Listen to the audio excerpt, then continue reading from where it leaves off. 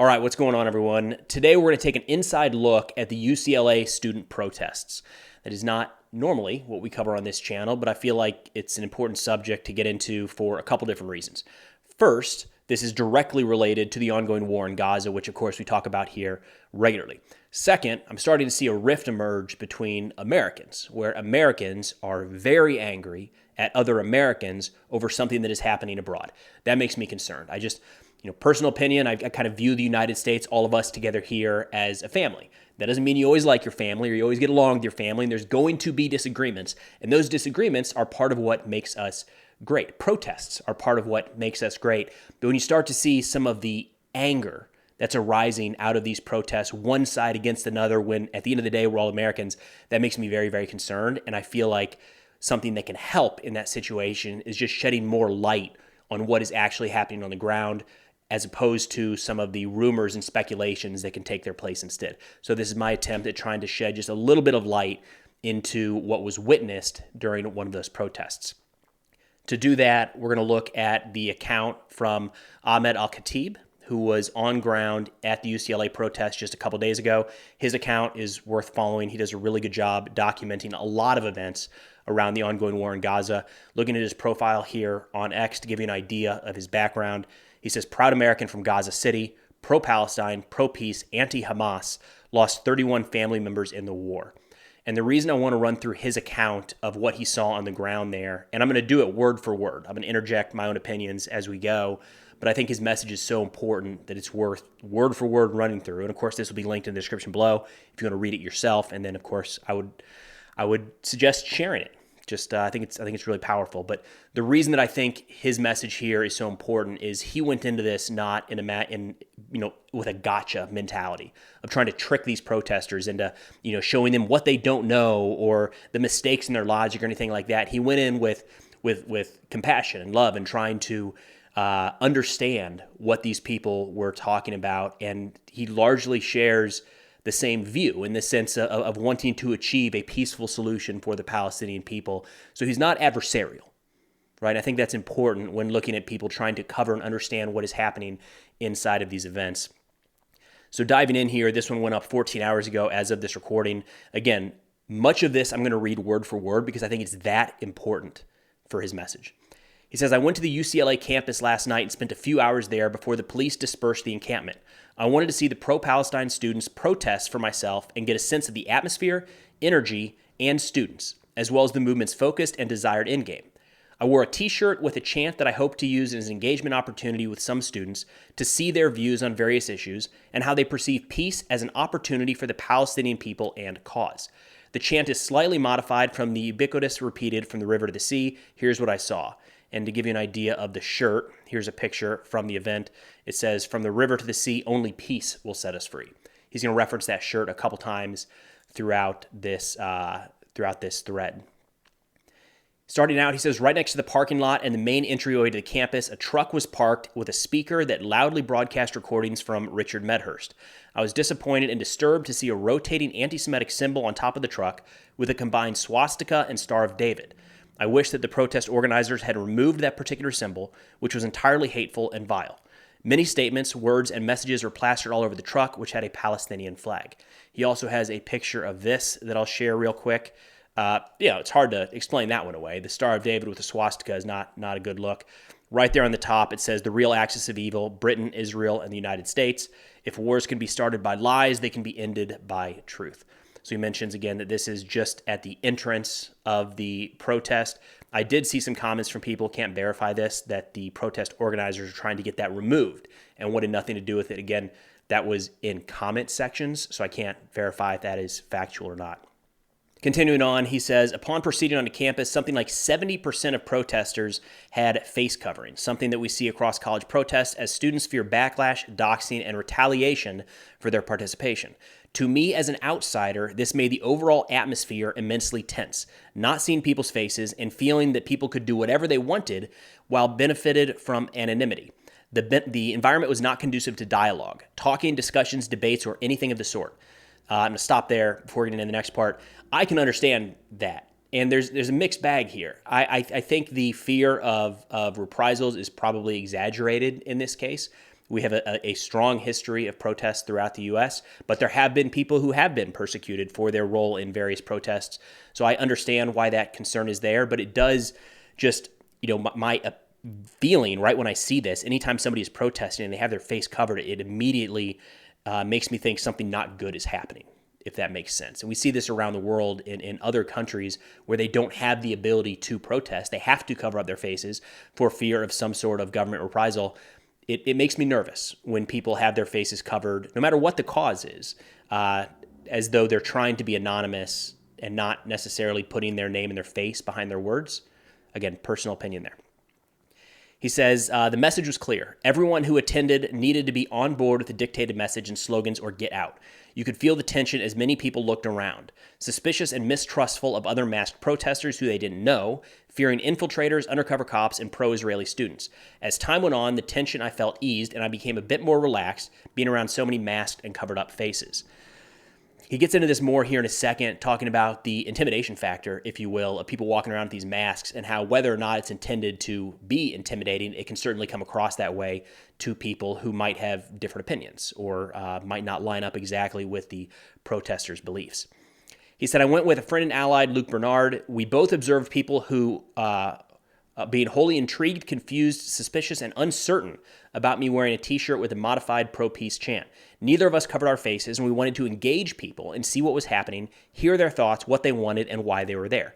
Again, the reason that I think this one is so important is he goes in trying to understand what's happening, not the I gotcha, trying to trick people into saying something or showing that they don't know what they're doing. That seems to be somewhat prevalent around any protest for any cause. He says, thankfully, we encountered many extremely friendly people and very nice students who were masked, and we asked questions about what's been happening and got some intriguing details. Still, there was no room or space for bringing different views about the protest or the issue, as everyone was either on the same page or there was almost complete conformity with regard to the opinions that protesters espoused about Zionism, Israel, Gaza, etc. That's not all that shocking for any sort of big protest movement. If you think about the people that are going to stand in solidarity in a protest like this that is getting so much national attention, and there's police starting to be called in, and these are not going to be the people that are kind of wishy-washy on a subject. You're getting the hardcore believers in there at baseline. So I would expect you're going to see much more of the on the same page at baseline, but he does get into this a little bit more about how he feels like there were some more extreme voices inside this organization really pulling people in their direction. He breaks it down into an overall assessment. He says, 1, it was truly disappointing and upsetting that the main entrance had a van with incendiary language and inflammatory rhetoric, not to mention a clearly anti-Semitic and vile symbol equating the swastika with the Star of David. The organizers did not challenge this van. Many who passed it showed immense enthusiasm and approval for its presence. That's a problem. Again, pulling up the van picture here, Star of David with swastika, that's not, how do you explain that away from any point of view? This is the kind of thing where we saw these one-off events pop up in pictures and videos, and it's hard to tell which ones are taken out of context or not necessarily staged, but somebody coming in trying to get some attention and wearing a Hamas headband, right, or flying a Hezbollah flag. It's things like this. It discredits what the original message might have been, and he gets into this here briefly. His second major takeaway, he says, I can see how some students, certainly those who are Jewish and or don't support the protests and their message, would feel unsafe or intimidated. I felt the tension all around the campus with the masked students and the blocked entryways and barricaded areas, and it was strange to feel uneasy just wearing a t-shirt that promoted peace. Though I want to be absolutely clear, no one attacked me or said anything to me about the t-shirt despite being aggressively eye-mugged by pretty much everyone. Yet I didn't feel safe at all to actually have any real or detailed conversations with students about my views, Hamas, Gaza, or pragmatic paths forward. I genuinely feared being jumped by maskless students for simply expressing a view that differed from theirs. Yeah, it's awful, right? Like, what that reads to me is that there's no conversation to be had here. Minds are made up. There's not going to be any coming together or sharing of ideas and trying to bring people into your cause. You've drawn a hard line. Anybody who is not on board 100%, get out. You're the enemy. You're the others kind of thing. Now, I can hear the argument that people have tried to have these conversations in the past, so it hasn't happened. So this is where it resulted. But I just, again, personal opinion, I don't think shutting off conversation like that, all or nothing, is ever really going to be the solution, regardless of the topic at hand. He said there was no room or space for meaningful discussions, engagement, and exploring the building of a sustainable, broad movement with realistic and articulable goals, strategies, tactics, and sophisticated messaging. The slogans, and this is important, the slogans, goals, and ethos are based on maximalist, zero-sum aspirations that will never achieve anything for the Palestinian cause.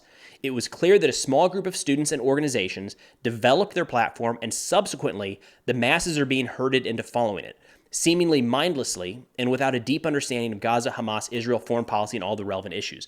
This is not all that crazy, and I've seen some analysts talk about this in recent days, where there's all this speculation of, is it state-sponsored, is there big money behind it, or is it just the students, is it grassroots, and how does that all play out?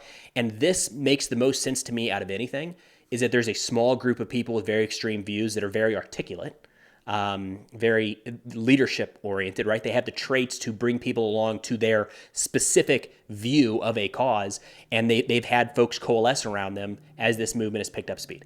So that's kind of what he hits on here, and what he says is likely was happening in that place. A few extreme voices kind of shifted the narrative about what this whole thing was about. He continues saying, I stand by my assessment that the current rate and trajectory, this historic opportunity will be squandered and will fail to harness unprecedented empathy for the Palestinian people to fuel actual change and achieve justice, freedom, and peace for the just and urgent Palestinian cause. This is also something I've seen from, I think, what I would call more like mainstream pro-Palestinian voices, saying that some of these protests, as they turn violent and as they start to get more and more aggressive, run the risk of alienating the cause rather than bringing more people in. And it seems like that's what Al-Khatib is pointing to here as well. He says, most students are sincere and absolutely have their hearts in the right place. They are, however, misguided and are being led by extreme, radical, and genuinely detrimental organizations, voices, and revolutionary types who are the worst possible allies and spokespeople for the Palestinian people. If presented with the right balance of information, analysis, assessment, and recommendations, I'm confident that many, if not most, students will likely adjust course and become better informed protesters and advocates. Nevertheless, it's nearly impossible to imagine a change happening anytime soon, given how entrenched the pro-Palestine industrial complex is becoming, and there's no space for diverse opinions or alternative narratives within the movement. It's notable there, right? Again, kind of hammering on this idea that this might have stepped over the line to where it's not going to benefit the Palestinian people. And again, this is coming from somebody who has dedicated his work, his life in many ways to helping the Palestinian people. He's viewing this and saying, wait a minute, this might not be the right path. And it might be a while before we can kind of reel this back in and continue to make progress towards some sort of peaceful solution for the Palestinian people. And wrapping up here, Al-Khatib says, I support free speech and freedom of expression. I oppose vandalism, intolerance, forced conformity, hate, and mindless activism. I commend the attention of students and their rights to voice their opposition to what's happening in Gaza as enshrined by the diplomatic principles of liberal societies. I blame radical, unsophisticated, maximalist, hateful, and misguided organizations, activists, and voices for squandering a historic opportunity to drum up support for the Palestinian people and push for an independent state living side by side with a secure Israel. They do not have to be mutually exclusive. All right, so as we're wrapping up here, I'll pull up a couple pictures of Ahmed Al-Khatib at the protest there in UCLA. Again, I will link his Twitter profile in the description below. It's worth following, checking out, reading this whole thread for yourself. I think this is a valuable one to look at, right? He's not in there trying to stir up trouble. He's not in there trying to say, I gotcha, and to make these protesters look stupid in any way, shape, or form. He largely believes in what they're trying to get to at the end of the day, if that is a peaceful solution for the Palestinian and Israeli people. And he has some criticisms of how that's being carried out, which is understandable. For any protest, there's going to be criticisms. But I just... For all of the looks I've had into these various events going on around the country and really around the world at this point, I really felt like Khatib's description here was honest, was respectful, and really called out some things that I think should be important for all of us, whether you are in agreement with the protesters in this case or not. Again, the reason for this video as a whole is just trying to hit at the idea that we're starting to see some divisions around this inside of the United States. These are Americans protesting, getting angry with other Americans over something that's happening overseas, which is understandable. We have the ability to influence things around the world and affect things around the world, so why not protest to try to get that moved in the direction of your choosing or what you support or whatever it might be. But when we start to see the knives come out, Americans against Americans in any context, it makes me a little bit nervous. And I hopefully this sheds a little bit of light on what is actually going on inside of some of those movements. Again, Khatib's Twitter profile will be linked in the description below. Please go follow him. Check out this thread. Share it if you found it valuable. But that's it. That's all I got for now. Thanks for watching, and I'll see y'all next time.